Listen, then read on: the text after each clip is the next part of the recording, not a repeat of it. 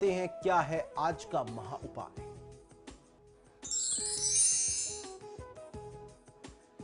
जी, आज का महा उपाय बहुत ही विशेष है। हम और आप अपनी नियमित दिनचर्या में पूजा तो अवश्य करते हैं।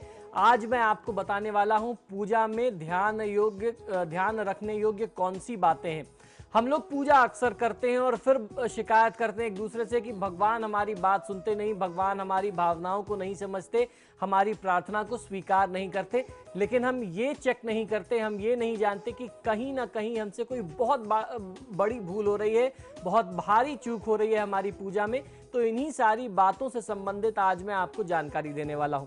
भगवान में आस्था और श्रद्धा रखने वाला इंसान दुख में किसी खास इच्छा को पूर्ण करने के लिए देव पूजा से जुड़े नित्य कर्म करता है या फिर किसी उत्सव के मौके पर धार्मिक कर्मों के जरिए भगवान को याद अवश्य करता है, भगवान को प्रसन्न करके उनकी कृपा अवश्य लेना चाहता है।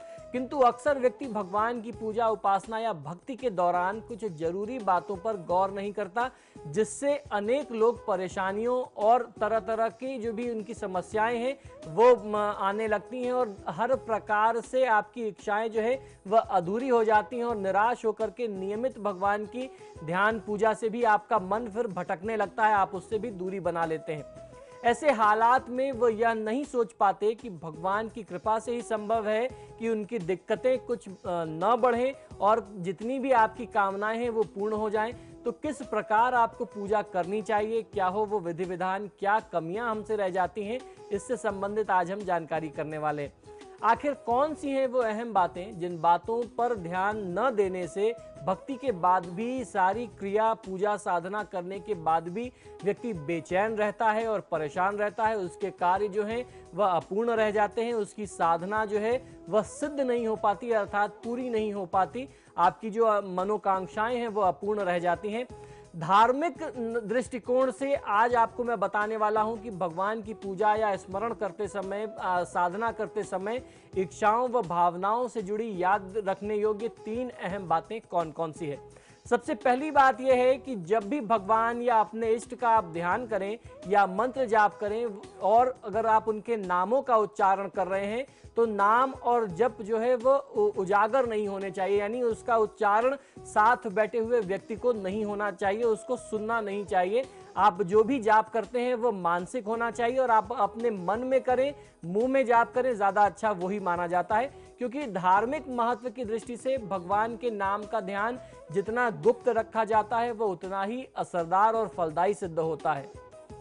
इसीलिए कहा जाता है कि आप व्यक्तिगत तौर पर अपनी साधना में जो भी मंत्र जाप करते हैं, जिन भी मंत्रों का प्रयोग करते हैं, वो यूं ही ऐसे नहीं बताना चाहिए। हम ऐसे बहुत सारे लोगों से रोज मिलते हैं जो कौतूहलवश सिर्फ दूसरे को ये बताने के लिए कि हम कितनी पूजा पाठ करते हैं, वो अपने आप बताना शुरू कर देते हैं, जी हम तो ये मंत्र जाप करते हैं, हम तो ये साधना करते हैं। यही आपकी कमी है। आप अपने मंत्रों को जब आप दूसरे के सामने बताना शुरू कर देंगे, ये साधना जो है वो गुप्त रखी जानी चाहिए। हमारा धर्मशास्त्र कहता है कि जो भी आप नियमित मंत्र जाप करते हैं वह साथ बैठे हुए व्यक्ति को भी नहीं सुनाई दिया जाना चाहिए, वो आप अपने मन में जाप करें, मुख में उच्चारित करें। यही सबसे ज्यादा सही तरीका है जाप का और उच्चारण का। अब बात करते हैं दूसरी पॉइंट क्या है, दूसरी बात क्या है, आइए इसकी भी जानकारी करते हैं। दूसरी बात, आप जिस भी देवता या इष्ट का नाम लेते हैं उस नाम का अर्थ यानी उसका मतलब क्या है और उनका जो देव स्वरूप है उसका ध्यान आपको अपने मन में अवश्य करना चाहिए। ध्यान करके जब आप जप करेंगे तो आपका मन शांत रहेगा, एकाग्र रहेगा और उस देवता की भक्ति में आपका मन लग सकेगा। एक बहुत सरल सा उदाहरण, जैसे मान लीजिए आप महादेव शिव से संबंधित कोई साधना कर रहे हैं या मान लीजिए कि आप ओम नमः शिवाय का ही जाप कर रहे हैं, तो आपको जाप करते समय अपने मन में महादेव शिव के स्वरूप का ध्यान करना है और ओम नमः शिवाय का जो अर्थ है उसको भी आपको मन में ध्यान रखना चाहिए। इसी तरीके से आप भगवान श्री कृष्ण का मंत्र प्रयोग में लेते हैं या भगवान श्री राम का मंत्र प्रयोग में लेते हैं या किसी देवी का मंत्र प्रयोग में लेते हैं, तो उनके स्वरूप को आप निश्चित तौर पर ध्यान रखें, जिससे आपका मन जो है उनके स्वरूप में लगेगा, उनकी साधना में लगेगा। तीसरी और अंतिम बात, ये बात बहुत ज्यादा आवश्यक है, जो व्यवहारिक रूप से मुश्किल लगती है किसी भी व्यक्ति को जान करके, किंतु धार्मिक नजरिए से, धार्मिक दृष्टिकोण से ये बात बहुत ही महत्वपूर्ण है।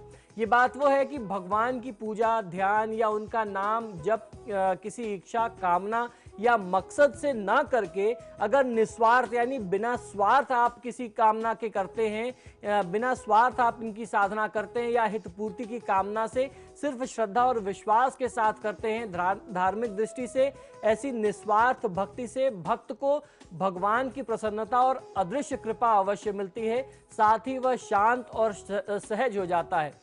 तो ये जो तीसरी पॉइंट है ये सबसे ज्यादा आवश्यक है। हमारी आपकी आदत क्या होती है कि हम भगवान के पास या भगवान के मंदिर में तभी जाते हैं जब हमें उनसे कुछ लेना होता है, हमारी कोई जरूरत पड़ जाती है, हमारी कोई डिमांड होती है।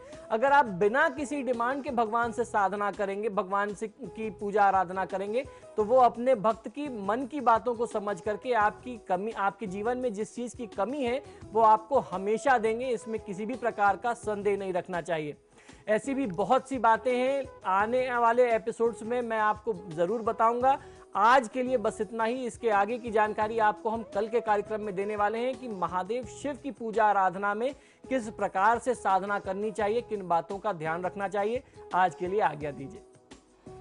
जी हाँ, तो आज के लिए आपके सितारे में इतना ही। कल फिर से हाजिर होंगे। आपका दिन कल का कैसा रहेगा और क्या कुछ ऐसी बातें होंगी जो कि आप अपने पूजा में इस्तेमाल कर सकते हैं या फिर अपने दिन को अच्छा बनाने के लिए उनका ध्यान रख सकते हैं। तो फिलहाल आज के लिए इतना ही। पंडित जी, बहुत बहुत शुक्रिया आपका आने के लिए और हमारे दर्शकों का सवालों का जवाब देने के लिए। तो फिलहाल आपके सितारे में इतना ही, लेकिन खबरों का सिलसिला समाचार प्लस पर लगातार जारी है।